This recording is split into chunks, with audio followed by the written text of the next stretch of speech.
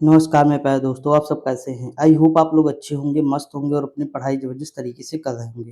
दोस्तों हम लोग एनसीईआरटी सार संग्रह देख रहे हैं।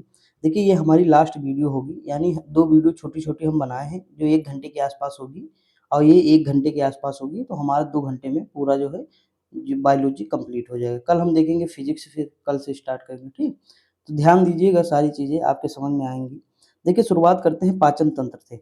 अगर हम बात करें तो देखिए पहला क्वेश्चन लिखा है कि लार किसके पाचन में सहायक होती है? तो लार जो है स्टार्च के पाचन में सहायक होती है। अगला क्वेश्चन है कि वसा का पाचन करने वाला लाइपेज नामक एंजाइम किस अंग द्वारा स्रावित होता है? तो पैनक्रियाज या अग्न्याशय के द्वारा स्रावित होता है। अगला लाइपेज द्वारा वसा के जलीय अपघटन के पश्चात क्या प्राप्त होता है? तो वसीय अम्ल या ग्लिसरॉल प्राप्त होता है। अगला क्वेश्चन है कौन सा पाचक हार्मोन छोटी आंत से प्रभाव स्रावित होता है? तो ये सिक्रेटिन है। क्या है? सिक्रेटिन है। इंपॉर्टेंट क्वेश्चन है, याद रखिए। अगला है पित्त का संचयन कहाँ होता है? तो पित्ताशय गॉल ब्लैडर में होता है।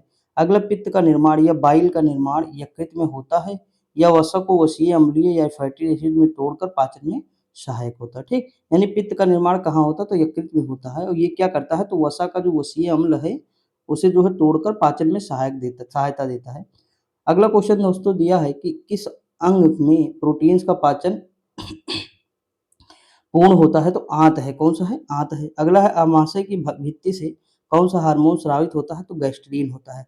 अगला लार का टाइलिन एंजाइम किस माध्यम से क्रियाशील होता है? तो हल्के अम्लीय माध्यम से। अगला क्वेश्चन दिया आमाशय की दीवार पर पेशीय संकुचन क्या कहलाता है? तो क्रमानुकुंचन कहलाता है। अगला है पाचन के किस रस में कोलेस्ट्रॉल पाया जाता है? तो पित्त में पाया जाता है। किसमें? पित्त में। अगला है कार्बोहाइड्रेट्स किस रूप में शरीर में संग्रहित होता है? तो ग्लाइकोजन के रूप में संग्रहित होता है। अगला क्वेश्चन दिया है कि आमाशय में भोजन के जीवाणु को कौन नष्ट करता है? तो एचसीएल करता है दोस्तों, हाइड्रोक्लोरिक अम्ल। अगला दिया है कि भारत सॉरी मानव शरीर की किस संरचना में कृमि रूप परिशेषिका पाई जाती है? तो बड़ी आंत में पाई जाती है। अगला मानव शरीर का वह अंग है जो ग्लाइकोजन के रूप में कार्बोहाइड्रेट्स का भंडार करता है, वो यकृत है। ठीक दोस्तों। अगला क्वेश्चन है एक स्तनधारी की सबसे बड़ी ग्रंथि कौन सी होती है? तो यकृत होती है। कौन सी होती है? यकृत होती है, याद रखिएगा। यहाँ लिखा मानव शिशुओं में सर्वप्रथम मध्यवर्ती इंसाइजर दांत निकलते हैं। मध्य देखिए इंसीजर होता है, केनाइन होता है, ठीक, मोलर होता है, फिर प्रीमोलर होता है। 4 प्रकार के हमारे दांत होते हैं। एक होते हैं इंसीजर, उसके बाद केनाइन होता है, थोड़ा इस तरह जो केनाइन होते हैं ये वाले, जो देखे होंगे चीर-फाड़ करने वाले है ना। आगे जो इंसीजर होते हैं, देखिए इंसीजर, केनाइन, प्रीमोलर, मोलर होते हैं। मतलब मोलर, प्रीमोलर इस तरह दांत हमारे होते हैं। तो 4 प्रकार के दांत होते हैं दोस्तों। तो उसी में कह रहा है कि सबसे पहले जो निकलता है तो मध्यवर्ती इंसीजर निकलते हैं, ठीक। इंसाइजर या इंसीजर जो भी कह सकते हैं आप, कह दीजिएगा। अगला है अग्न्याशय मानव शरीर की दूसरी सबसे बड़ी ग्रंथि है, याद रखिए। अगला दिया है पीलिया से कौन सा अंग प्रभावित होता है? तो यकृत होता है। पाचन क्रिया के समय आहार नाल में स्टार्च का अंतिम उत्पाद क्या होता है? ग्लूकोज होता है। अगला कार्ड मछली के यकृत तेल में कौन सा विटामिन प्रचुर मात्रा में होता है? तो विटामिन ए होता है, ठीक। अगला मम्स या गलसुआ पैरामिको पैरामिक्सो वायरस द्वारा फैलाई जाने वाली बीमारी है जिसमें पैरोटिड ग्रंथि में सूजन, जलन व दर्द होने लगता है। अगला लैंगरहैंस की दूबकाएँ किस अंग में उपस्थित होती हैं? अग्न्याशय में उपस्थित होती हैं। अगला है मानव शरीर में किस एक अंग से हार्मोन्स के साथ-साथ पाचक एंजाइम का भी स्राव होता है? अग्न्याशय। अगला जठर ग्रंथि किस अंग में पाई जाती है? तो आमाशय में पाई जाती है। यकृत द्वारा किस प्रोटीन का संश्लेषण व संग्रह किया जाता है? फाइब्रिनोजिन एवं प्रोथ्रम्बिन का। अगला यकृत में उपस्थित कौन सा पदार्थ मानव शरीर में रक्त को जमने से रोकता है? तो हिपैरिन है। अगला क्वेश्चन दिया है लंबे समय तक उपवास रखने का सर्वाधिक प्रभाव शरीर के किस अंग पर पड़ता है दोस्तों? तो यकृत या किडनी पर पड़ता है। मानव शरीर में पाचन का अधिकांश भाग किस अंग में संपन्न होता है? तो छोटी आंत। देखिए छोटी आंत मतलब कहते छोटी आंत है, लेकिन ये एक्चुअली इसकी लंबाई बड़ी होती है, बड़ी आंत की लंबाई छोटी होती है, ठीक।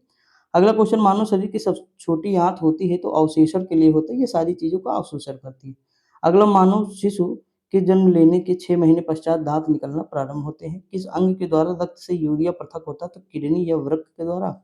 अगला है कि इंसुलिन में कौन सी धातु उपस्थित होती है? तो जस्ता। इंपॉर्टेंट है दोस्तों, पूछ लेगा तो कंफ्यूज हो जाएंगे आप, ठीक, याद रखिएगा। अगला उत्सर्जन तंत्र देखते हैं। अगला है मानव शरीर में यूरिया का निर्माण किस अंग से होता है? यकृत से होता है। अगला है एल्कोहल के निराविषण या डिटॉक्सिफिकेशन के लिए कौन सा मानव का अंग उत्तरदायी है? यकृत है। मानव के शरीर में खून के शुद्धिकरण की प्रक्रिया को क्या कहते हैं? रक्त अपवहन कहते हैं या डायलिसिस कहते हैं। मानव शरीर में उत्सर्जित सर्वाधिक विषाक्त पदार्थ कौन-सा है? तो अमोनिया है, ठीक। अगला क्वेश्चन दिया है कि मूत्र की मात्रा का नियंत्रक है तो है कौन-सा है? एडीएच एंटी ड्यूरेटिक हार्मोन या एल्डोस्टेरोन।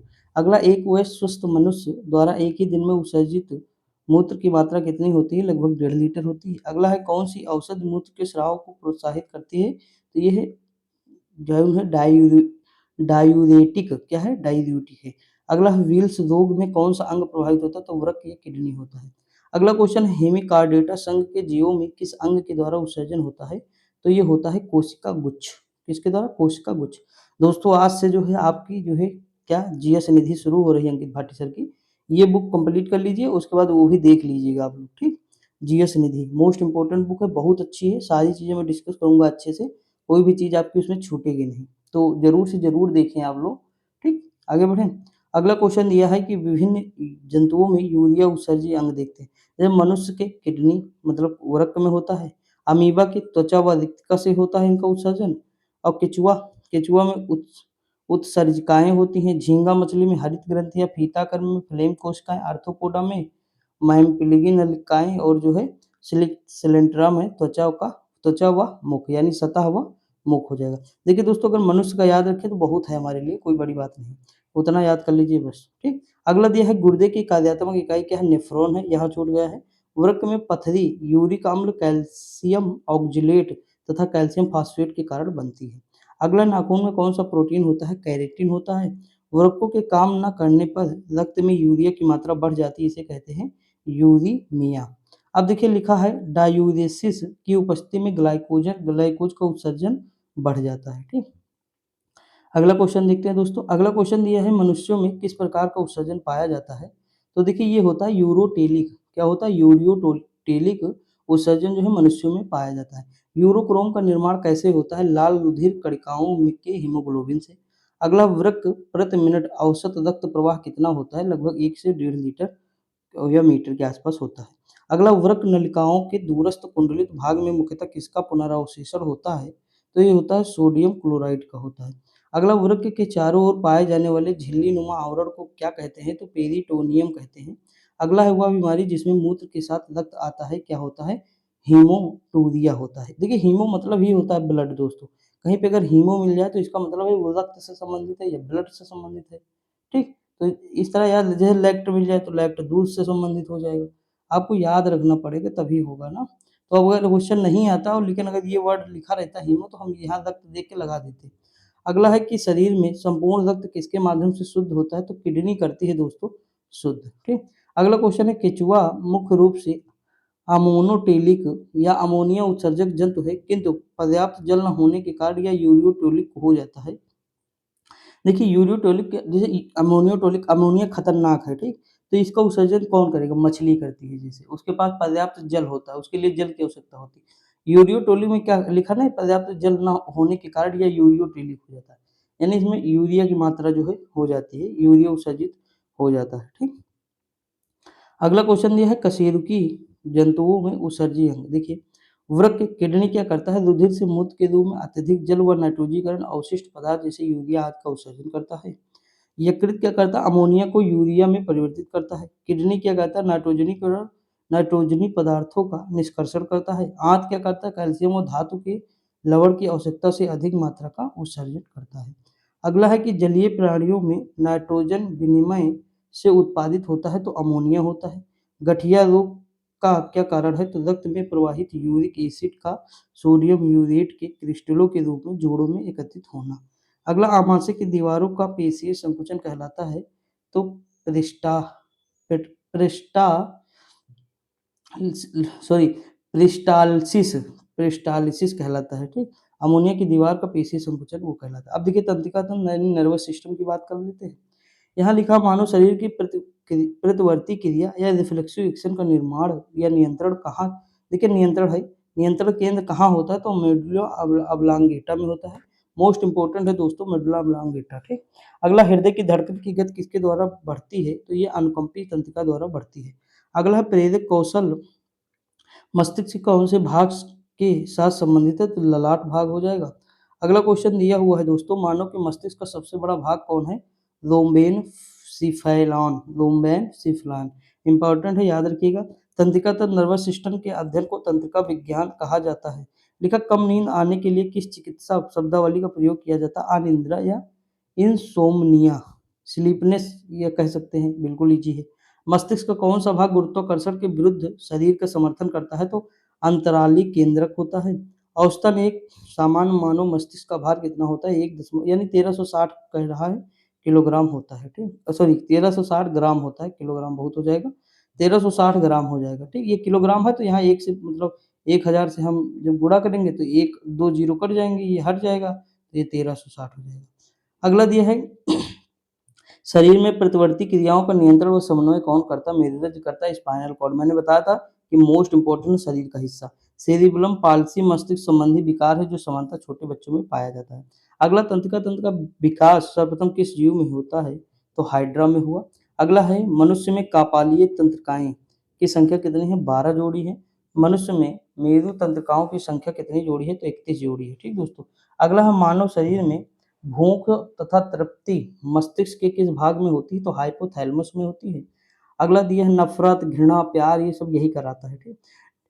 लिखा है, डिसलेक्सिया डिसलेक्सिया नामक बीमारी मानव शरीर के किस भाग में होती है? तो मस्तिष्क में होती है, ठीक।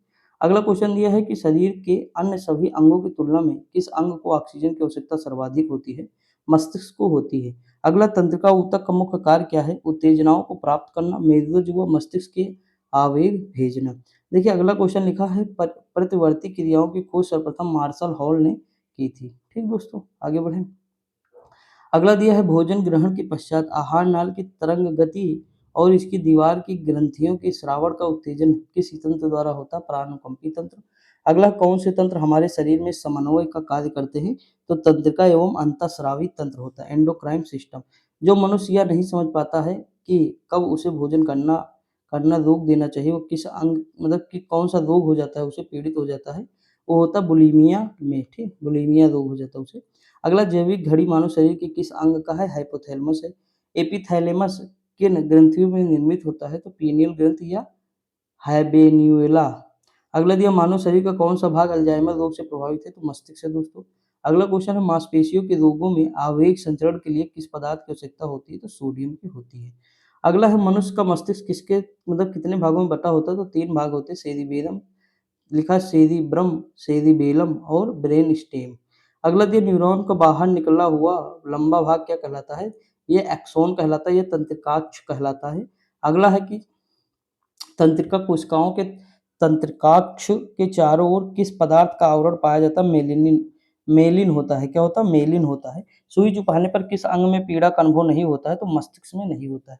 अगला है कि शरीर के मानव के जन्म के पश्चात किस अंग में कोशिका विभाजन नहीं होता है? तो तंत्रिका कोशिका में। अगला है चिकित्सा उपकरण, जैसे लिखा है सीटी स्कैन शरीर में असमानता के लिए होता है, ठीक। इलेक्ट्रोकार्डियोग्राफ हृदय विकार का पता लगाना है।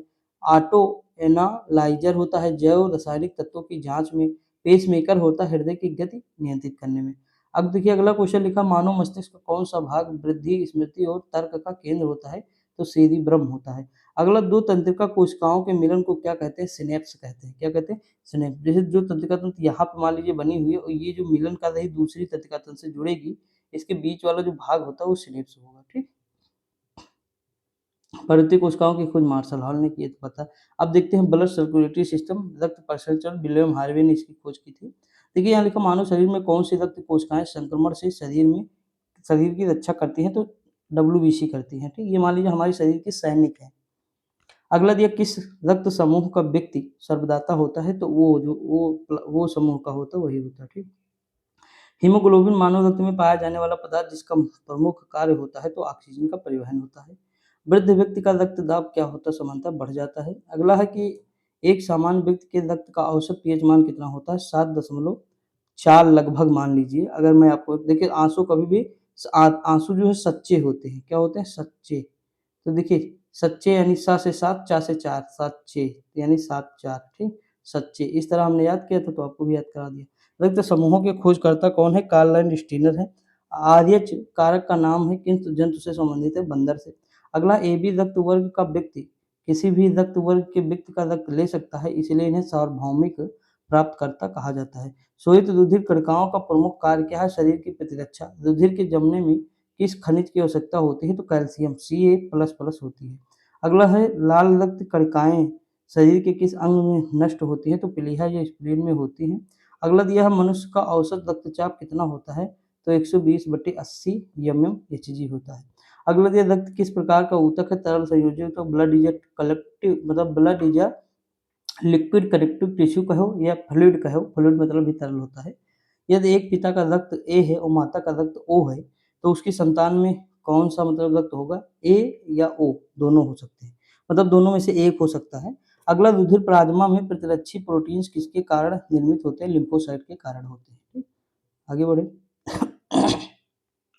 अगला दिया दिल का दौरा पड़ने पर मतलब सॉरी हार्ट अटैक के या दिल के दौरे पड़ने के पहले घंटे को किस नाम से जानते हैं? Golden hour. अगर इसमें बचा सके तो बचा लिए, वरना काम खत्म। अगला रुधिर में श्वेत रक्त कणिकाओं की अत्यधिक मात्रा में उपस्थित को किस नाम से मतलब किस रोग के नाम से जाना जाता है? ल्यूकेमिया अथवा रक्त कैंसर। हृदय के संकुचन से धमनियों की दीवारों पर पड़ने वाला दाब जो है रुधिर दाब कहलाता है। ठीक, आगे बढ़ें। देखिए यहाँ लिखा है कि मनुष्य के शरीर में रक्त का दाब कितना होता है? तो वायुमंडलीय दाब से अधिक होता है। अगला इंसुलिन नामक हार्मोन का मुख्य कार्य होता है रक्त में शर्करा की मात्रा का नियंत्रण करना होता है। रक्त में ग्लूकोज का स्तर किसमें व्यक्त किया जाता है? तो मिलीग्राम प्रति डेसी लीटर में। अगला दिया है रक्त का थक्का बनने के दौरान होने वाली अपक्रियाएं प्रोथ्रोम्बिन सॉरी थ्रोम्बोप्लास्टिन प्रोथ्रोम्बिन और कैल्शियम। ये क्या होता है? थ्रोम्बिन होता है। थ्रोम्बिन फाइब्रिनोजन फाइब्रिन होता है। फाइब्रिन और दुधारू रक्त का थक्का जमता है। अगला जैविक प्रक्रिया को तेज करने से में कौन सा पदार्थ उत्तरदायी होता है? एंजाइम होता है। अगला है कि प्रतिजन एक ऐसा पदार्थ है जो प्रतिरक्षी के निर्माण को उद्दीपित करता है तथा इसकी मुख्य विशेषता प्रतिरोधियों के निर्माण को प्रेरित करना। अगला दिया है रक्त को हृदय तक पहुंचाने वाली धमनियां क्या कहलाती है? हृदय धमनियां या कोरोनरी आर्टरीज कहलाती हैं। लाल रक्त कणिकाएं आरबीसी मुख्यतः कहाँ बनती हैं? तो अस्थि मज्जा में बनती हैं। अगला क्वेश्चन है प्लाज्मा में जल का लगभग मतलब जल का कितना परसेंट होता है? लगभग 90%। स्टार्च के जल अपघटन में कौन सा एंजाइम बनता है? एमाइलेज बनता है। अगला है रक्त का थक्का या ब्लड क्लॉटिंग बनने में फाइब्रिनोजन का फाइब्रिन में परिवर्तन, ये होता है थ्रोम्बिन एंजाइम के कारण होता है। अगला हृदय की धड़कन नियंत्रित करने किसकी भूमिका होती है? तो पोटेशियम की। एंजाइम एक प्रकार का है तो जैव उत्प्रेरक है। अगला है एक धड़कन या हृदय गति की एक आवृत्ति में लगभग कितना समय लगता है? 0.8 सेकंड। अगला रक्त दाब का नियंत्रण किस ग्रंथि के द्वारा होता है? अधिवृक्की या एड्रिनल ग्लैंड के द्वारा। अगला है मनुष्य शरीर में खून के शुद्धिकरण की प्रक्रिया को क्या कहते हैं? डायलिसिस कहते हैं। हम लोग देखे भी थे अभी ऊपर। देखिए अत्यधिक ऊंचाई पर जाने पर मानव शरीर में आरबीसी की संख्या पर क्या प्रभाव पड़ता है? बढ़ जाएंगे दोस्तों, अधिक ऊंचाई पर जाएंगे। अगला एनीमिया रोग किस पोषक तत्व की कमी के कारण होता है? फोलिक एसिड हो जाएगा। अगला है मानव शरीर की सबसे लंबी सिरा कौन सी होती है? तो ग्रेट सैफिनस सिरा होती है, पैर में उपस्थित होती है। अगला श्वेत रक्त कणों की संख्या होने पर रक्त कैंसर होता है, तो देखिए 12,000/cc हो जाएगा। ठीक, अगला बात करें तो रक्तदाब के उपचार में किस पौधे का प्रयोग किया जाता है? तो ये सर्पगंधा होता है। अगला है मानव शरीर की सबसे बड़ी धमनी कौन सी होती है? महाधमनी होती है। किस अंग को मानव शरीर का रक्त बैंक कहते हैं? स्प्लीन या प्लीहा को कहते हैं। अगला क्वेश्चन दिया रक्तचाप रक्तदाब मापने के लिए किस उपकरण का प्रयोग किया जाता है? स्फेग्नोमैनोमीटर का। अगला अशुद्ध रक्त का प्रभाव जैसे हृदय से महाधमनी, फिर धमनियां, फिर धमनिकाएं, फिर कोशिकाएं अंग। अगला दिया है कोलेस्ट्रॉल की सामान्य सीमा मानव में कितनी होती है? तो लगभग जो है अगर हम बात करें 150 से 260 मिलीग्राम से लेकर और जो है 100 मिलीलीटर होती है, एमएल होती है। ठीक, इस तरह कह सकते हैं। अगला दिया है कि रक्त समूह एबी को सार्वभौमिक ग्राही क्यों कहा जाता है? सार्वभौमिक ग्राही क्योंकि रक्त समूह में प्रतिरक्षी नहीं पाए जाते, इसमें एंटीबॉडी नहीं पाए जाते। ठीक दोस्तों। अगला है तो ये किसी का भी ले सकता है। प्रतिरक्षी एंटीबॉडी क्या होता है? ग्लाइकोप्रोटीन होता है। अगला क्वेश्चन है सिकल सेल एनीमिया का रोग किसकी विकृति से होता है? आरबीसी की। रक्त के प्रसरण संबंधी अंग एवं उनके कार्य जैसे देखिए हृदय में क्या है? रक्त को संपूर्ण शरीर में प्रवाहित करना। धमनी शुद्ध रक्त को हृदय से लेकर शरीर में जो है शरीर के अंग अन्य अंगों तक पहुँचाना। शिराएँ क्या होता है? अशुद्ध रक्त को शरीर के अन्य अंगों से हृदय तक पहुँचाएँ। देखिए दोस्तों, मान लीजिए कोई आदमी बना हुआ है, ठीक? ऐसे मैं बना दे रहा हूँ ऐसे समझने के लिए। मान लीजिए उसका पैर यहाँ हो गया, ठीक? ये सिर हो गया उसका और यहाँ हार्ट है उसका, ठीक? तो क्या होगा? अगर ये जो शिराएँ होती हैं, अशुद्ध रक्त को यानी पूरे शरीर के रक्त को कहाँ ले जाएँगी? ये इसमें ले जाएँगी, हृदय में पहुँचाएँगी। हृदय इसे शुद्ध करेगा ऑक्सीजन मिला के, उसके बाद हृदय से जब अलग-अलग जाएगा रस, तो ये धमनी के द्वारा जाता है, प्रवाहित होता है शुद्ध रक्त। समझ में आया कि नहीं? तो यही यहाँ पे कहना चाह रहा है। तो हमने कैसे याद किया? शिराएँ यानी सिर की तरफ जो चले रक्त, जो सिर की तरफ चलेगा इस तरह, तो वो अशुद्ध होगा दोस्तों, और जो सिर से नीचे की तरफ चलेगा वो शुद्ध होगा। तो शिराओं में अशुद्ध हो जाएगा, धमनियों में शुद्ध हो जाएगा। ये ज़्यादातर क्वेश्चन पूछा जाता है। अगला है कि रिसैरपिन नामक औषधि का प्रयोग किसके लिए किया जाता है? तो उच्च रक्तदाब को कम करने के लिए। अगला क्वेश्चन है कौन सी कोशिका प्रतिरक्षी एंटीबॉडी का उत्पादन करती है? तो लिम्फोसाइट है। क्या है? लिम्फोसाइट। अगला है कि धमनियाँ हृदय में ऑक्सीजन युक्त रुधिर को शरीर के विभिन्न अंगों में ले जाती हैं। अगला क्वेश्चन दिया है कि रक्त प्लाज्मा क्या होता है? हल्के पीले रंग का तरल पदार्थ होता है। एल्ब्यूमिन क्या होता है? ऑस्मोटिक दाब स्थापित करना। उसके बाद है ग्लोबुलिन संक्रामक रोगों से रक्षा करना। उसके फाइब्रिनोजेन रक्त का स्कंदन करना। अगला दिया है दोस्तों कणिका विहीन रक्त का तरल भाग क्या कहलाता है? प्लाज्मा कहलाता है। देखिए अगला क्वेश्चन है यदि दोनों जनकों का रुधिर वर्ग AB तो उनके बच्चों का संभावित रुधिर वर्ग क्या होगा? AB और AB हो सकता है, इनमें से कोई भी। अगला है स्वस्थ मनुष्य के रक्त में प्लेटलेट्स की संख्या कितनी होती है? लगभग 1.5 लाख से 40 साढ़े 4 लाख के आसपास होती है। अगला एक वयस्क मनुष्य के रक्त में प्रति 100 ml में हीमोग्लोबिन की मात्रा कितनी होती है? 14.5 ग्राम होती है। अगला पेप्सिन, ट्रिप्सिन, टाइलिन एंजाइम पाचन में सहायक होते हैं। अगला माता-पिता के रक्त समूह के आधार पर बच्चों में संभावित रक्त समूह कौन सा है? देखिए अगर O-O का गुणा करेंगे तो संभावित O होगा, असंभावित है AB, AB और AB हो जाएगा। जैसे OA करेंगे तो OA हो जाएगा, इसमें B और AB हो जाएगा। देखिए संभावित याद रखो ज़्यादा सही ये ज़रूरी नहीं है। देखिए यहाँ देखो अगर हम OB से करेंगे तो OB हो सकता है, OAB से करेंगे तो A या तो B हो जाएगा, AA से करेंगे तो या तो ये होगा या तो O हो जाएगा, ठीक? AB में करेंगे तो AB A हो सकता है, B हो सकता है, O हो सकता है, AB हो सकता है। अब देखिए यहाँ फिर देखिए अगर हम A इंटू AB करेंगे तो या तो A होगा या तो B होगा या तो AB हो जाएगा। B का करेंगे तो BO हो जाएगा। जैसे A का करें तो AO होगा वैसे BB का करेंगे BO हो जाएगा। A इंटू AB करेंगे तो B या AB हो जाएगा, ठीक? तो इस तरह बनेगा AB का होगा तो A तो B, A तो AB हो जाएगा। याद रखिएगा ये जो है संभावित है, कि ये बन सकते हैं और ये जो है नहीं बन सकती, ये असंभावित है। अगला दिया कि सामान्य रूप में लाल रक्त कणिकाओं की आयु कितनी होती है? तो लगभग 120 दिन मानते हैं दोस्तों, 100 से 120। रक्त में ग्लूकोज की मात्रा की वृद्धि को क्या कहते हैं? तो ये कहते हैं हाइपरग्लाइसीमिया। क्या कहते हैं? हाइपरग्लाइसीमिया। अगला दिया है रक्त संबंधी समस्याएं जैसे उच्च रक्तचाप दाब, हाइपरटेंशन, निम्न हाइपोटेंशन, हीमोफीलिया आघात से रक्तस्राव, अरक्तता, हीमोग्लोबिन की कमी हो जाएगा, ठीक? ये हम लोग देखें धमनियाँ हृदय से ऑक्सीजन युक्त रुधिर को शरीर के विभिन्न अंगों में ले जाती है। अब देखते हैं अंतःस्रावी एंडोक्राइन ग्लैंड्स एवं हार्मोन्स। देखिए दूध निष्कासन हार्मोन ऑक्सीटोसिन का स्राव कौन सी ग्रंथि करती है? तो पीयूष ग्रंथि कहती है, जिसे पिट्यूटरी ग्लैंड कहते हैं। अगला क्वेश्चन लिखा है कि अगला क्वेश्चन दिया है माँ और शिशु के मध्य गले लगना या चूमना किस हार्मोन के स्रावण को प्रेरित करता है? ऑक्सीटोसिन होता है। अगला दिया है कि मानव शरीर में पाराउटुगलंड या पैराथायरॉइड। देखिए हिंदी जो है थोड़ी हार्ड है, इंग्लिश बिल्कुल ईजी है। पैराथायरॉइड ग्रंथि से स्रावित होने वाला पैरावटु परावटु ये हार्मोन ये पैराथायरॉइड हार्मोन रक्त में कैल्शियम और फास्फेट की मात्रा विनियंत्रित या रेगुलेट करता है। अगला किस हार्मोन में आयोडीन उपस्थित होता है? थायरॉक्सिन हो जाएगा। इंसुलिन हार्मोन किस अंग से स्रावित होता है? अग्नाशय। अग्नाशय के बीटा कोशिका से, ठीक? अगला है मनुष्य में पित्तरस का निर्माण जो होती है यकृत से होता है तथा पित्त का संचय पित्ताशय गॉल ब्लैडर में होता है। थायराइड ग्रंथि को थायरॉक्सिन स्रावित करने के लिए उत्तेजित करने वाला अंतःस्रावी हार्मोन कौन सा है? तो TSH है, थायराइड स्टिमुलेटिंग हार्मोन होता है, ठीक? अगला है लड़ो और उड़ो या फ्लाइट एंड फ्लाई के नाम से कौन सा हार्मोन जाना जाता है? एड्रेनल हार्मोन है। अगला दिया मानव शरीर का सामान्यतः तापमान कितना होता है? देखिए फ़ारेनहाइट में अगर है तो 98.6 डिग्री फ़ारेनहाइट है या फिर 37 डिग्री, और मनुष्य का तापमान हमेशा इतना ही रहता है दोस्तों, ठीक? ठंडी हो, गर्मी हो, बरसात हो, कभी सेम रहता है, कभी बदलता नहीं। अगला शरीर में अतिरिक्त ग्लूकोज ग्लूकोजन में परिवर्तित होकर यकृत में संरक्षित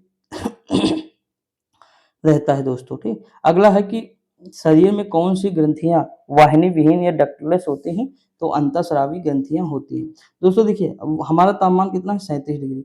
अब देखिए ठंडी में हमें ठंडी लगती है, ठीक? ठंडी में ठंडी में क्या लगती है? ठंडी लगती है, गर्मी में गर्मी लगती है कि नहीं? अब देखिए इसका रीज़न क्या है, मैं बता रहा हूँ, देखिए। आपको एक चीज़ पता है कि जैसे हवा मान लीजिए ये तापमान अधिक है यहाँ पे, ठीक? और यहाँ पे तापमान कम है, ठीक? समझिए बात को। ये तापमान अधिक है, यहाँ तापमान कम है, ठीक? तो ये क्या होगा, यहाँ से इधर की ओर प्रभावित होगा तापमान कि नहीं, बताएँगे आप। मैं आपको ज्योग्राफी में पढ़ाया हूँ कि जहाँ मतलब वायु दाब कम होगा, ये तापमान की बात मैंने किया हो। जैसे मान लीजिए ये तापमान यहाँ कम है और यहाँ तापमान अधिक है, तो हमेशा अधिक से कम की ओर प्रभावित होता है तापमान। अब देखिए ठंडी में क्या होता है, मेरे शरीर का तापमान होता है 37 डिग्री, ठीक? बाहर का तापमान होता है मान लीजिए 20 डिग्री या जो है 15 डिग्री, कहीं-कहीं मान लीजिए और कम हो जाए।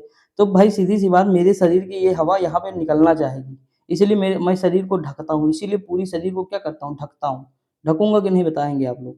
तो ये मतलब निकलना चाहती है, इसीलिए हमें ठंडी लगती है दोस्तों, समझ रहे हैं कि नहीं? तो बाहर का तापमान है कम और हमारे शरीर का तापमान है अधिक, तो बैलेंस कहाँ है दोनों में? है? नहीं है। जब बैलेंस नहीं है तो ठंडी महसूस नहीं होगी, होगी कि नहीं?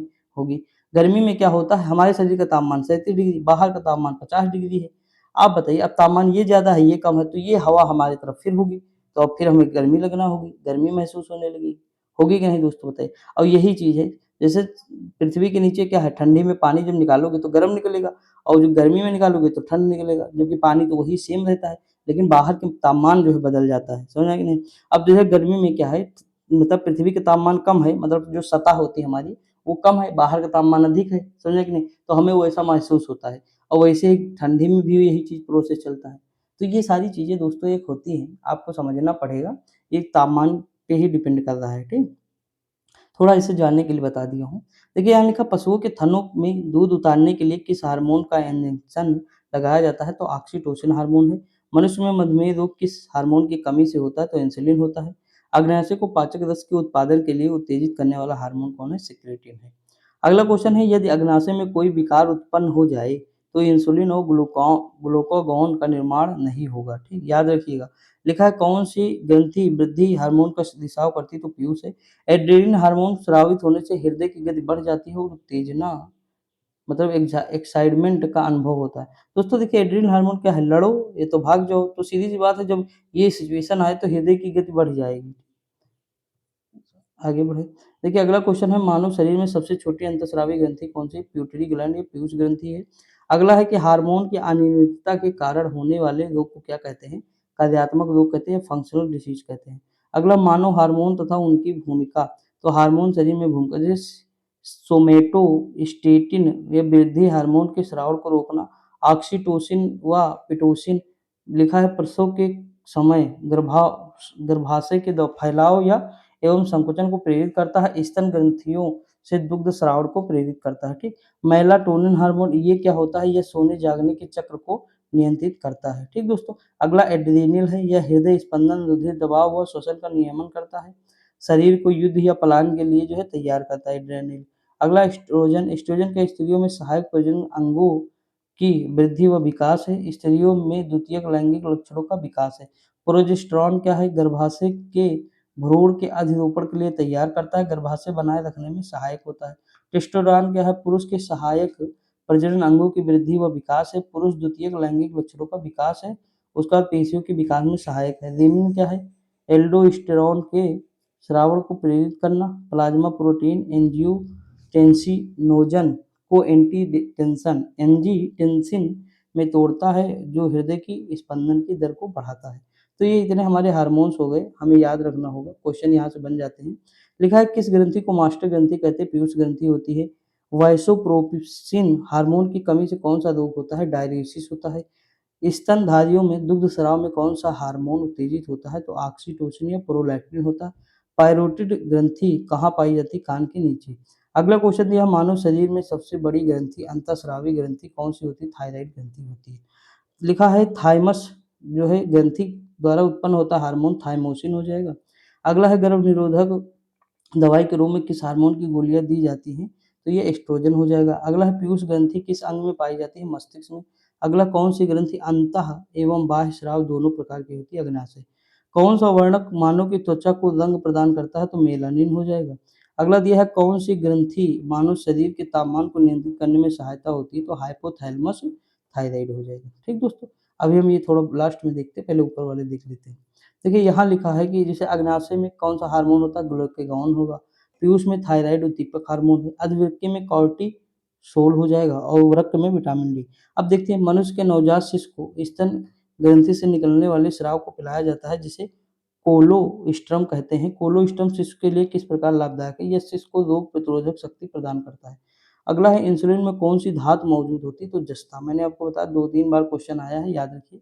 मानव शरीर का कौन-सा हार्मोन रक्त में फास्फेट व कैल्शियम को नियंत्रित करता है? ये पैराथायरॉइड वो है, सॉरी ये पाराविट है यानी थायराइड ग्रंथि है। अगला दिया है कि हार्मोन शरीर के उपापचय, वृद्धि, जनन और रुधिर दाब, रुधिर में जल व लवण की मात्रा आदि का नियंत्रण करते हैं। आयोडीन युक्त नमक क्यों उपयोगी होता है? क्योंकि यह थायराइड ग्रंथि का नियंत्रण करता है। अगला क्वेश्चन है यकृत एवं मांसपेशियों में ऊर्जा रूप किस रूप में जमा होती है? ग्लाइकोजन के रूप में जमा होती है। आगे बढ़ते हैं, मुख्य ग्रंथियाँ। ये लिखा है हार्डेरियन ग्रंथि नेत्रों के स्राव द्वारा चिकनाई प्रदान करना। अगला है कि यूट्रिकुलर ग्रंथि काकरोच एवं कीड़ों के मादा जननांगों की ग्रंथि। आंत ग्रंथियां कशेरुकी प्रणालियों की आंतों में स्थित है। अगला है श्लेष्म ग्रंथियां म्यूकस जिसे कहते हैं, मेढक की त्वचा में म्यूकस का स्राव होता है, ठीक इसीलिए फिसलता है मेढक बहुत ज्यादा। अगला है ब्रियोनर्स ग्रंथियां क्या होती हैं? कशेरुक प्राणियों की ग्रहणी में संरक्षक अति प्रति अम्ल का स्राव करती है। प्रोस्टेट ग्रंथियां क्या होती हैं? स्तनियों तथा केंचुओं के नर जननांगों की सहायक ग्रंथियां।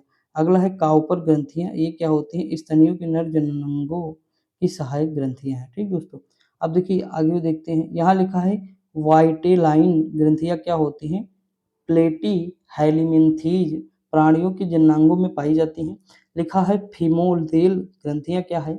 सरीसृप जंतुओं की जंघाओं पर पाई जाती हैं। वसा ग्रंथि ये स्तनियों की वसा में पाई जाती हैं। श्वेत ग्रंथियां स्तनियों की त्वचा में पसीने की ग्रंथियां हैं। लिखा है स्वेमरेडेन ग्रंथियां, ये क्या हैं? ये मेढक के कशेरुक स्तंभ के दोनों ओर स्थित होती है। अगला स्तन ग्रंथियां, तो ये क्या होती है? स्तनियों में दूध का स्राव करती हैं। अगला है कि सेरुमिनस ग्रंथियां क्या होते हैं? स्तनियों के कर्ण गुहा के से मोम के समान पदार्थ का स्राव करती हैं।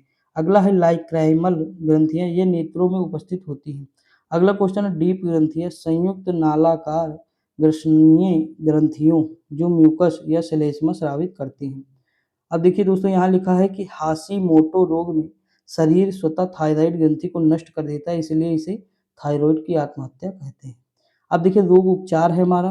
अगला क्वेश्चन देखिए यहाँ लिखा है पानी से भय लगना यानी पानी से भय हाइड्रोफोबिया नामक बीमारी किसके द्वारा उत्पन्न होती है? विषाणु के द्वारा होती है। मस्तिष्क तथा मेरुरज्ज पर चढ़ी झिल्ली में सूजन आ जाना किस रोग के लक्षण है? तो मेनिंजाइटिस के हैं। शिशुओं में अतिसार का क्या कारण है? तो रोटा वायरस हो जाएगा। अगला दिया है कि वातोमाद हिस्टीरिया हिस्टीरिया रोग सामान्यतः युवा महिलाओं को प्रभावित करता है। अगला अंध बिंदु या पीत बिंदु आंख के किस भाग में पाए जाते हैं? तो दृष्टि पटल है रेटिना हो जाएगा। अगला आंख में प्रकाश तरंगे किस स्थान पर स्नायु उद्योगों में परिवर्तित होती हैं? तो दृष्टि पटल है। अगला सिलिकासिस रोग किस अंग से प्रभावित हो संबंधित है? फेफड़े से। अगला दिया है कि ट्रिपल एंटीजन वैक्सीन नवजात शिशुओं को कुकर खांसी टिटनेस व डिप्थीरिया रोगों से मतलब प्रतिरक्षित करने में लगाई जाती है। अगला दिया मलेरिया रोग जो है किस जीव के कारण होता है? तो प्रोटोजोआ होता है। भोजन विषाक्तता के जीवाणु किस जीवाणु के कारण उत्पन्न होता है? Salmonella bacilli. अगला मम्प्स, रेबीज व हार्पीज आदि विषाणु जनित रोगों के समूह हैं। जल में किसकी अधिकता के कारण इटाई रोग होता है? कैडमियम। इसकी ट्रिक मैंने बताई थी, याद होगी तभी तो। लिखा फेनिल कीटोन्यूरिया रोग किससे संबंधित है? मानसिक जड़ तनाव से। ठीक। अगला देखिए हमने कैसे बता दिया कि आप कैडी कैडी खाए हैं कि नहीं? कैंडी कैंडी खाए होंगे ना, ऐसे चक्री टाइप की बनी होती है, इसमें ये ठोस होती है कि नहीं? तो ये कैंडी जो है ठोस होती है, ठोस होता है ईंटा, ईंटे की जैसा होता है, तो ईटा ईटा इसी तरह मैंने याद कराया था। अगला दिया है पोटेशियम अल्पत्ता किससे संबंधित है? निम्न रक्तचाप से। आनुवांशिक रोग लिंग संलग्न रॉयल हीमोफीलिया है। अगला है भारत में मलेरिया के 65% रोगियों के लिए पी वाईवैक्स परजीवी उत्तरदायी। हीमोफीलिया एक आनुवांशिक विकार है जिससे रक्त का स्पंदन नहीं होता है। अगला खसरा की बीमारी होती है वायरस से। अगला दिया पेयजल में नाइट्रेट की अधिक मात्रा होने के कारण ब्लू बेबी सिंड्रोम होता है, ठीक? तो ये बीमारी होती है नाइट्रेट की अधिकता के कारण। लिखा है डेंगू बुखार होने पर मानव शरीर में किसकी कमी होने लगती है? तो प्लेटलेट्स की। मलेरिया से कौन-सा अंग प्रभावित होता है? तो स्प्लीन या प्लीहा होता है दोस्तों। मलेरिया प्लाज्मोडियम नामक परजीवी की खोज किस वैज्ञानिक ने की? सर रोनाल्ड रोस। ट्यूमर की पहचान के लिए किस रेडियोधर्मी समस्थानिक का प्रयोग किया जाता है? आर्सेनिक 74। अगला, यदि मूत्र के साथ एल्बुमिन की मात्रा आ रही है तो वृक्क के प्रभावित होने की संभावना है। अगला, साल का टीका किस रोग से संबंधित है? तो पोलियो। अगला, साल के टीके का आविष्कार जोनास साल्क ने वर्ष 1952 में किया था। अगला, एथलीट फुट नामक बीमारी किससे होती है? तो फफूंद से होती है। मनुष्य के शरीर में रक्त प्रवाह की गति मापने के लिए किस रेडियो एक्टिव तत्व का प्रयोग किया जाता है? Radio sodium. अगला है कि पॉलिश युक्त चावल के सेवन से कौन सा रोग होने की संभावना है? बेरी। अगला है प्लाज्मोडियम परजीवी का वाहक कौन है? तो मच्छर है। हानिकारक विकिरणों से मनुष्य के अंगों में से मस्तिष्क सबसे कम तथा आँख से सबसे अधिक प्रभावित होता है। अगला क्वेश्चन दिया है कि एमआरआई का पूर्ण रूप क्या है? मैग्नेटिक रेजोनेंस इमेजिंग है, मैग्नेटिक रेजोनेंस इमेजिंग। बीएमडी परीक्षण किसकी पहचान के लिए होता है? तो अस्थि रंध्रता के लिए होता है। ऑस्टियोपोरोसिस के लिए होता है। कौन सा मच्छर जीका वायरस का वाहक है? एडीज है। अगला है मधुमेह के उपचार में प्रयोग होने वाला हार्मोन इंसुलिन का आविष्कार किसने किया? एफ.जी. बैटिंग ने किया। ठीक दोस्तों, आगे बढ़ें। अब देखते हैं अगला, पर्यावरणीय प्रदूषण द्वारा होने वाला रोग क्या है? एम्फाइसीमा से फुस्फुस या फेफड़े प्रभावित होते हैं।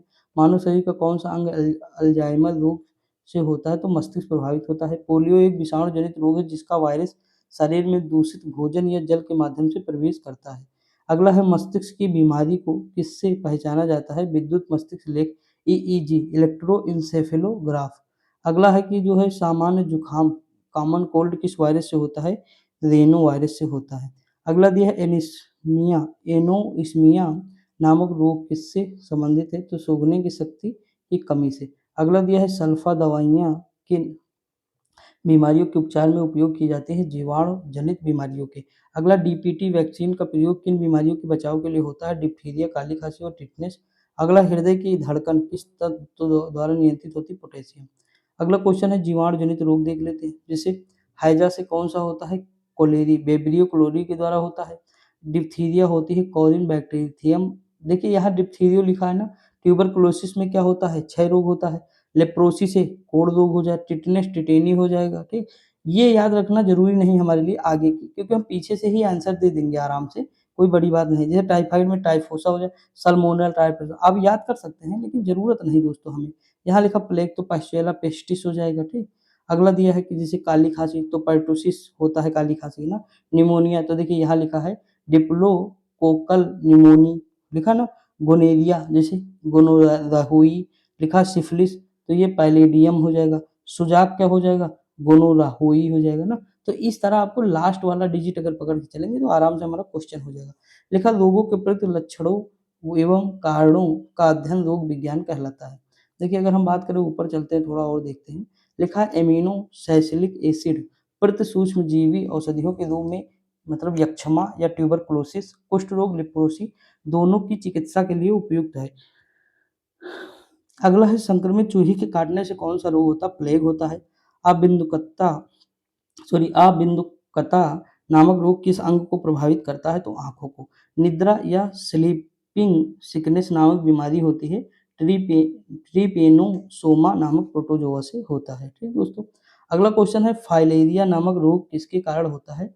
गोल्ड क्रीम के कारण होता है। एचआईवी द्वारा होने वाला रोग कौन सा है? एड्स है। अगला है डाउन सिंड्रोम नामक आनुवांशिक विकार किसके कारण होता है? गुणसूत्रों की संख्या में परिवर्तन के कारण। अगला है कि एड्स रोग एचआईवी नामक विषाणु से होता है जिसमें आरएनए एवं प्रोटीन पाया जाता है। अगला दिया एड्स किसका संक्षिप्त रूप है? Acquired immunodeficiency syndrome. अगला है एड्स वायरस HTLV की खोज किसने की? तो ये रॉबर्ट गिलो ने की। एड्स के उपचार के लिए सबसे उपयुक्त दवाई कौन सी है? जीडोवुडिन है। अगला इंसेफ्लो जापानी इंसेफेलाइटिस बीमारी विषाणु के कारण फैलती है। इसके उन्मूलन के लिए सूअरों को मानव रिहायशी क्षेत्र से दूर रखना आवश्यक है। अगला है एलिसा परीक्षण किस रोग की पहचान के लिए है? तो एड्स के लिए है। अगला है कि थैलेसीमिया के रोगी में शरीर किसके संश्लेषण की क्षमता नहीं रखता? हीमोग्लोबिन। अगला, स्त्रियों की तुलना में पुरुष वर्धानता से अधिक प्रभावित होते हैं तो उनमें केवल एक्स क्रोमोसोम होता है। अगला क्वेश्चन है, एड्स, छोटी माता व गुलफो तीनों संक्रामक बीमारियां हैं दोस्तों, याद रखिए। अगला है कि एफ्लाटॉक्सिन खाद्य विषाक्तन द्वारा कौन सा अंग प्रभावित होता है? तो यकृत होता है। ठीक, आगे बढ़े। अब देखिए विविध की ओर चलते हैं। लिखा है, आनुवांशिक विज्ञान का जनक किसे कहते हैं? ग्रागर जॉन मेंडल को कहते हैं। एजोला एक जलीय फर्म है जो जैव उर्वरक के रूप में प्रयोग किया जाता है क्योंकि यह नील हरी शैवाल का सहकचारी है। आनुवांशिकता की इकाई क्या है? जीन है। ये क्वेश्चन एक बार नहीं 2 बार पूछा गया दोस्तों।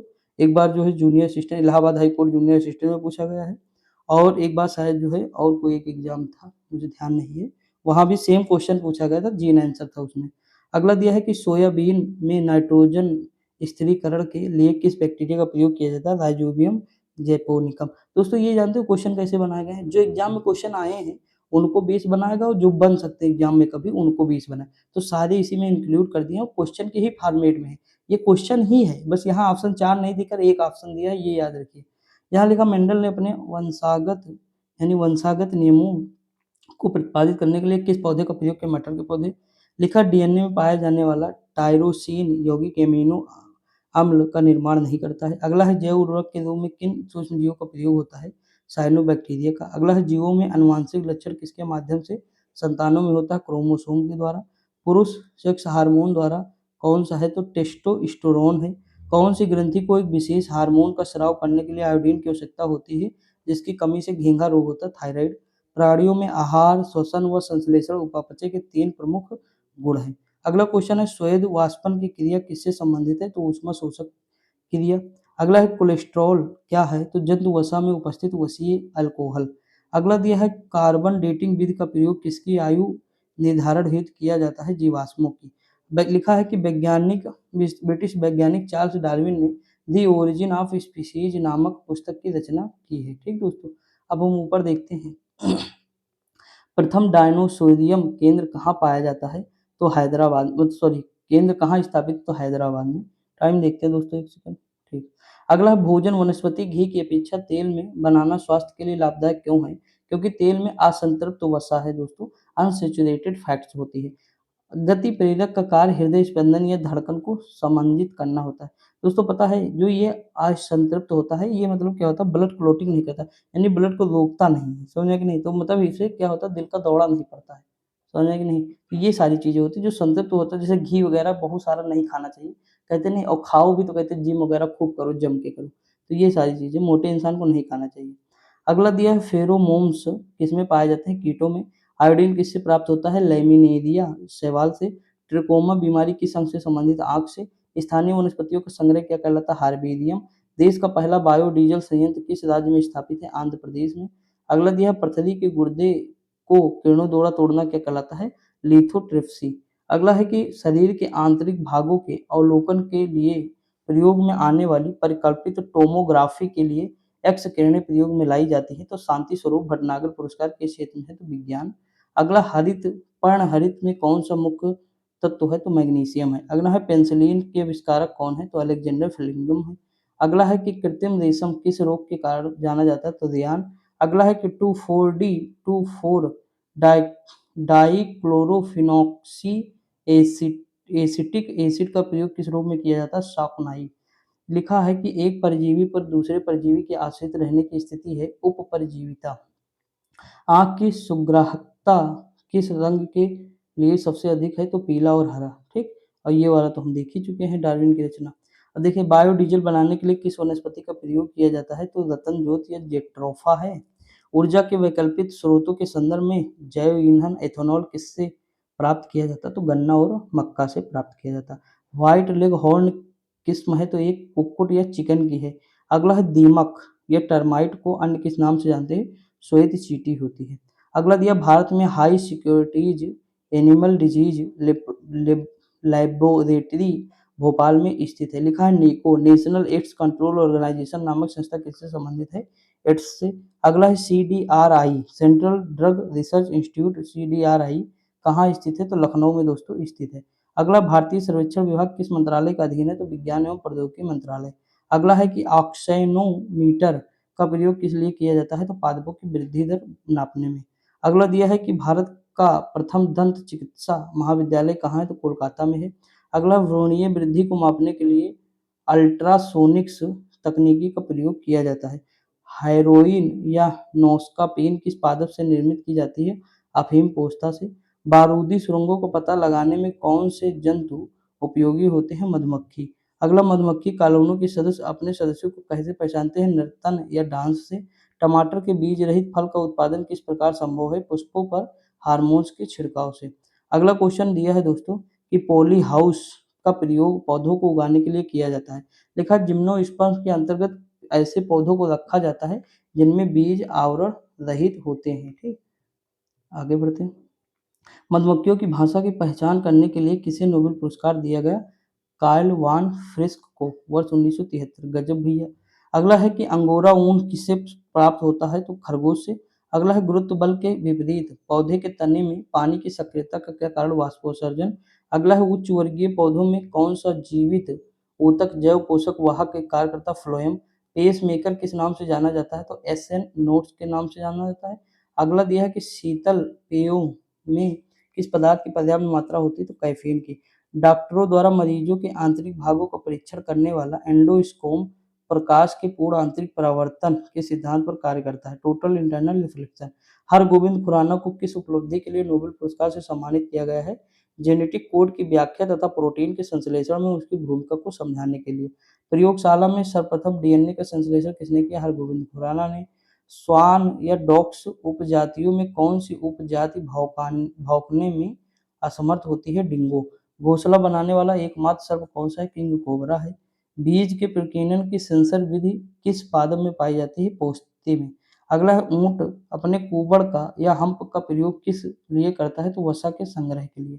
अगला है जार्विक सेवन कृत्रिम हृदय का आविष्कार किसने किया? तो रॉबर्ट जार्विक ने। अगला है कि यूएसए की सेना द्वारा वियतनाम युद्ध में प्रयुक्त खरपतवार नाशक रसायन एजेंट ऑरेंज के नाम से जाना जाता है। वृक्ष की आयु कैसे निर्धारित की जाती है दोस्तों? तो उसके तने में निर्मित वलयों की संख्या। बिल्कुल सही है। अब ये हमारा लास्ट है, देखते हैं। देखिए थोड़ा कम साफ है हल्का सा, तो थोड़ा मैनेज कर लीजिए दोस्तों। ठीक, इम्पोर्टेंट था लेकिन ये एक्चुअली रात में बनाए हैं ना पीडीएफ, तो एक आध दो पेज जो है ऐसे हैं, एक ही पेज है ये शायद, बाकी सारे साफ हैं। तो उस लाइटनिंग की थोड़ी सी कमी थी, घर आया हूँ ना, तो जब घर आया हूँ तो थोड़ा मतलब घर पे नहीं बना था, ये दुकान पे बना था अपने, तो वहाँ थोड़ा लाइटनिंग कम थी ना, तो इसीलिए दिखा कम। तो कोई दिक्कत नहीं, आपको समझ में आना चाहिए। देखिए यहाँ पे है कि कार्बनिक पदार्थों में कौन सा एक प्रकृति में सर्वाधिक प्रचुरता में पाया जाता है? सेल्यूलोज हो जाएगा। निषेचन के बिना अंडे का विकास क्या कहलाता है? अनिषेच जनन। धान के पौधे उगाने की डायपॉग विधि जो है किस देश में विकसित हुई? तो फिलीपींस में दोस्तों। अगला नेत्रदान में आंख के किस हिस्से को प्रतिरोपित या ट्रांसप्लांट किया जाता है? कॉर्निया हो जाएगा। ठीक, अगला दिया कि दक्षिण अफ्रीका में डॉक्टर क्रिश्चियन बर्नार्ड द्वारा हृदय का प्रथम प्रतिस्थापन फर्स्ट रिप्लेसमेंट हृदय मतलब फर्स्ट रिप्लेसमेंट ऑफ हार्ट किया गया था किसके द्वारा? डॉक्टर क्रिश्चियन बर्नार्ड द्वारा दक्षिण अफ्रीका में। भारत में विकसित धान की प्रथम बौनी प्रजाति कौन है? जया है। हृदय में कितने कक्ष होते हैं? तो 4 होते हैं। वह कौन सा जीव जिसमें पित्ताशय नहीं होता है? तो चूहा दोस्तों, गॉल ब्लैडर नहीं होता इसमें। मुख्य मच्छर जो है विकर्षक पदार्थ किस पादप में प्राप्त होता है? तो नीम हो जाएगा। अगला क्वेश्चन दिया भारतीय सर्वेक्षण विभाग का मुख्यालय कहाँ? देहरादून हो जाएगा। रक्तदाब ब्लड प्रेशर का नियंत्रण किस ग्रंथि के द्वारा होता है? तो अधिवृक्क ग्रंथि है। दोस्तों वीडियो इस समय नहीं चल रही, बहुत मतलब बुरा लग रहा है, पता ना आप लोग क्यों नहीं देख रहे हैं। एनसीईआरटी भी कोई नहीं चल रही है, मतलब हम समझ लीजिए मतलब माइनस में चल रहे हैं, इतना समझ लीजिए। डॉलर बनते हैं ना तो मतलब शर्म आती है कि बताते हैं यार डॉलर बन रहा है। कोई मुद्दा नहीं, कोई मतलब नहीं, क्या ही कहें यार, छोड़ो। देखिए यहाँ देखिए रक्तदाब ब्लड प्रेशर का नियंत्रण किस ग्रंथि के द्वारा होता है? अधिवृक्क ग्रंथि द्वारा। जैव प्रौद्योगिकी द्वारा कैंसर के उपचार के लिए कौन सी औषधि तैयार है? तो इंटरफेरोन।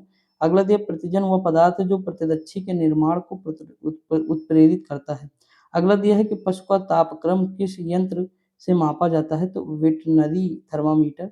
अगला है लोही किस जंतु या पादप की नस्ल है? तो भेड़ है। केसर पौधे में वर्तिकाग्र स्टिग्मा से प्राप्त होता है। अगला है वीटी बैंगन क्या होता है? आनुवांशिक रूप से परिवर्तित बैंगन होता है। अगला गाय की उच्च दूध उत्पादक प्रजाति कौन सी है? होल्स्टाइन काऊ है या गाय है। देखिए विटामिन की खोज किसने की? फंक ने। विटामिन ए मैकुलन ने। विटामिन बी मैकुलन हो जाएंगे। विटामिन सी होल्टकट। Vitamin D Hopkins. Sulpha drug ये डोमैक ने किया है, ठीक। स्ट्रेप्टोमाइसिन ने अब्राहम, हृदय प्रत्यारोपण पर क्रिश्चियन बेर्नार्ड हो जाएँगे। अगला होम्योपैथिक की हैनीमैन हो जाएँगे, मलेरिया की या परजीवी की रोनाल्ड रोस हो जाएँगे। उसके बाद क्या है, पेचिस व प्लेग की चिकित्सा कीटा जाटो, लिंग hormone Steinach, open heart surgery Walton Lillehei, गर्भ निरोधक गोलियाँ पिनकस हो जाएँगी। अगर हम नीचे बात करें, यहाँ लिखा है धान की फसल में नील हरित शैवाल का प्रयोग जो है जैव उर्वरक के रूप में नाइट्रोजन की आपूर्ति के लिए किया गया है, ठीक। यहाँ देखते हैं, ये थोड़ा इम्पोर्टेंट हो जाएगा। देखा प्रथम परख नली शिशु कौन है? एडवर्ड्स एवं स्टेटो ने किया है। इलेक्ट्रोकार्डियोग्राफ विलियम इंथेवन, एंटीजन लैंडस्टीनर हो जाएँगे। आरएनए फ्रेडरिक मीसर हो जाएँगे। डीएनए जेम्स वाटसन एवं क्रिक। इंसुलिन हो जाएगा, बेटिंग ने इंसुलिन की खोज की है। क्लोरोफॉर्म की हैरिसन व सिम्पसन। अगला है चेचक का टीका, तो एडवर्ड जेनर हो जाएँगे। टेरामाइसिन फिनेल हो जाएगा। TB bacteria Robert Koch. Polio vaccine Jonas Salk हो जाएँगे। बीसीजी कैलमेट गुडीन हो जाएँगे। और उसके बैक्टीरिया ल्यूवेनहॉक हो जाएँगे। रक्त समूह कार्लैंड स्टीनर हो जाएँगे, ठीक। रक्त परिसंचरण तंत्र मैंने बताया विलियम हार्वे, और रक्त समूह कार्लैंड स्टीनर। तो दोस्तों यहाँ पे हमारी पूरी तरह से ये कंप्लीट हो जाएगा।